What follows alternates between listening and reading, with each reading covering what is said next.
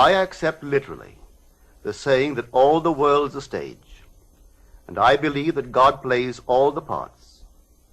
The purpose of the play? To transform man, the created, into God, the creator. God loved man, his created, and became man in faith that this act of self-commission would transform man, the created, into God, the creator. The play begins with the crucifixion of God on man as man, and ends with the resurrection of man as God. God becomes as we are, that we may be as he is. God becomes man, that man may become first a living being, and secondly, a life-giving spirit. I live, yet not I, but God lives in me.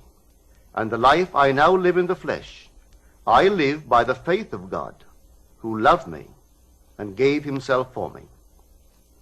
God took upon himself the form of man, and became obedient unto death, even death on the cross of man, and is crucified on Golgotha, the skull of man. God himself enters death's door, the human skull, and lays down in the grave of man to make man a living being. God's mercy turned death into sleep. Then began the prodigious and unthinkable metamorphosis of man, the transformation of man into God. No man, unaided by the crucifixion of God, could cross the threshold that admits to conscious life. But now we have union with God in his crucified self. He lives in us as our wonderful human imagination. Therefore man is all imagination, and God is man, and exists in us, and we in him. The eternal body of man is the imagination. That is God himself. When he rises in us, we will be like him, and he will be like us. Then all impossibilities will dissolve at the touch of exaltation, which his rising in us will impart to our nature. Here is the secret of the world. God died to give man life and to set man free.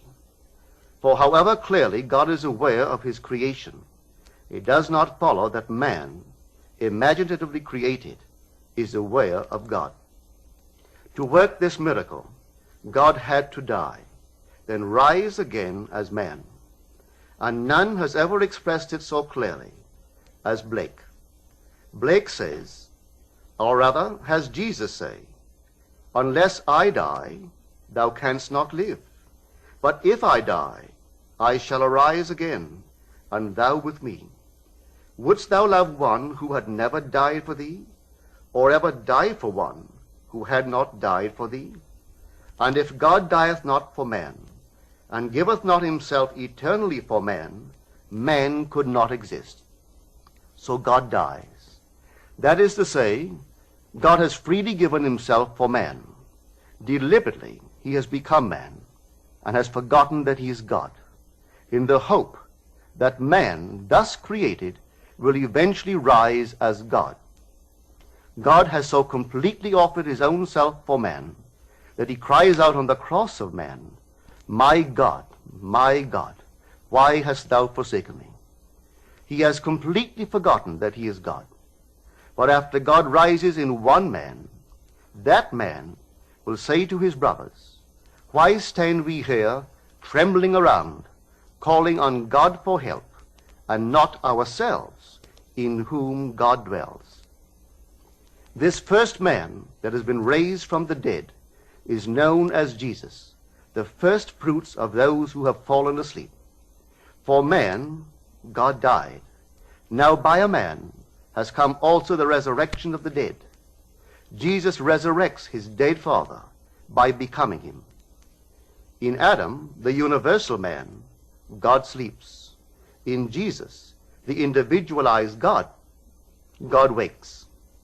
In waking, man the created has become God, the creator, and can truly say, "Before the world was, I am." Just as God, in his love for man, so completely identified himself with man that he forgot that he was God, so man, in his love for God, must so completely surrender himself to God that he lives the life of God and no longer that of man. God's play, which transforms man into God, is revealed to us in the Bible. It is completely consistent in imagery and symbolism. The New Testament is hid in the Old Testament, and the Old is manifested in the New. The Bible is a vision. It is not a doctrine or a ritual. The Old Testament tells us of God's promises. The New Testament tells us not how these promises were fulfilled, but how they are fulfilled. The central theme of the Bible is the direct, individual, mystical experience of the birth of the child. That child of whom the prophet spoke. To us a child is born, to us a son is given, and the government will be upon his shoulder, and his name will be called Wonderful Counselor, Mighty God, Everlasting Father, Prince of Peace. Of the increase of his government and of peace there will be no end. When the child is revealed to us, we see it, we experience it, and the response to this revelation can be stated in the words of Job. I had heard of thee by the hearing of the ear, but now my eye sees thee. The story of the Incarnation is not fable, allegory, or some carefully reasoned formula to enslave the minds of men, but mystical fact. It is a personal mystical experience of the birth of oneself out of one's own skull, symbolized in that of a child, wrapped in swaddling clothes and lying on the floor.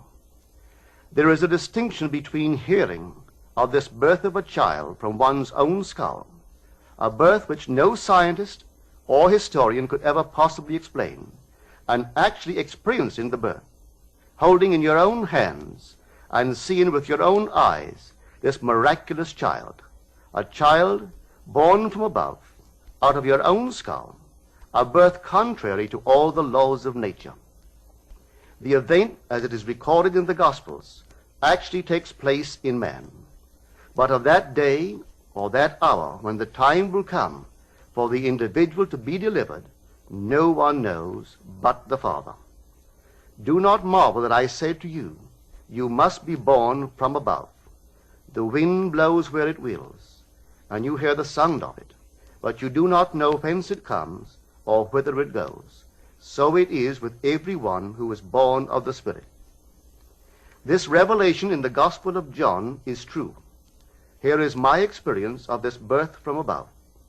Like Paul, I did not receive it from man, nor was I taught it, but it came through the actual mystical experience of being born from above. None can speak truly of this mystical birth from above but the one who has experienced it. I had no idea that this birth from above was literally true. For who, before the experience, could believe that the child, the Wonderful Counselor, the Mighty God, the Everlasting Father, the Prince of Peace, was inwoven in his own skull? Who, before the experience, would understand that his Maker is his husband, and the Lord of hosts is his name? Who would believe that the Creator went in unto his own creation, man, and knew it to be himself, and that this entrance into the skull of man, this union of God and man, resulted in the birth of a son out of the skull of man, which birth gave to that man eternal life and union with his Creator forever? If I now tell what I experienced that night, I do so not to impose my ideas on others, but that I may give hope to those who, like Nicodemus, wonder how can a man be born when he is old? How can he enter a second time into his mother's womb and be born? How can this be? Well, this is how it happened to me. A heavenly dream in which the arts flourished was suddenly interrupted by the most intense vibration centered at the base of my skull. Then a drama as real as those I experience when I am fully awake began to unfold. I felt myself within my skull, trying to force my way out through its base. Something gave way, and I felt myself move, head downward, through the base of my skull. I squeezed myself out, inch by inch. When I was almost out, I held what I took to be the foot of the bed and pulled the remaining portion of me out of my skull. There on the floor, I laid for a few seconds. Then I rose and looked at my body on the bed. It was lying on its back and tossing from side to side like one in recovery from a great ordeal. As I contemplated it, hoping that it would not fall off the bed, I became aware that the vibration which started the whole drama was not only in my head, but now was also coming from the corner of the room. As I looked over to the corner and wondered if that vibration could be caused by a very high wind, a wind strong enough to vibrate the window, I could not believe that the vibration which I still felt within my head was related to that which seemed to be coming from the corner of the room. Looking back to the bed, I discovered that my body was gone, but in its place sat my 3 oldest brothers. My oldest brother sat where the head was. My second and third brothers sat where the feet were. None seemed to be aware of me, although I was aware of them and could discern their thoughts. I suddenly became aware of the reality of my own invisibility. I noticed that they too were disturbed by the vibration coming from the corner of the room. My third brother was the most disturbed and went over to investigate the cause of the disturbance. His attention was attracted by something on the floor, and looking down, he announced, "It is Neville's baby."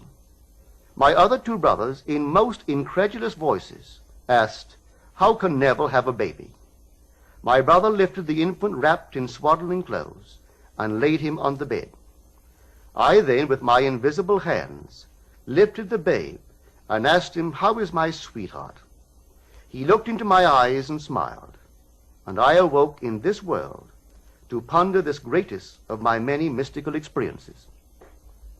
One other vision I will tell, because it bears out the truth of my assertion that the Bible is mystical fact, that everything written about the promised child is in the law of Moses and the prophets and the Psalms, and it must be mystically experienced in the imagination of the individual.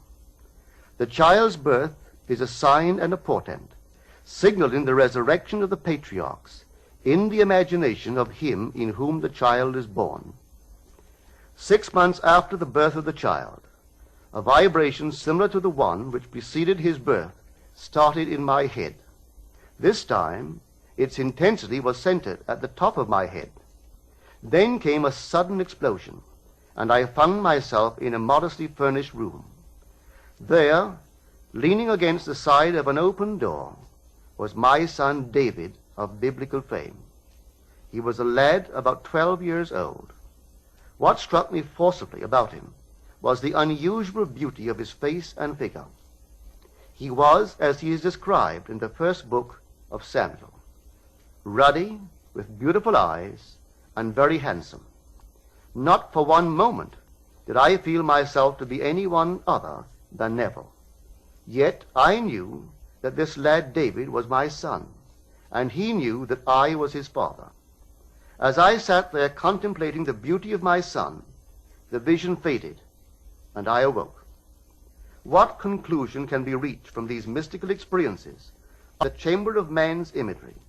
In man's imagination are engraven every patriarch and character in the Old Testament, and that after the birth of the child, out of the skull of man, signifying that man's rebirth from above, there will begin the resurrection of the patriarchs.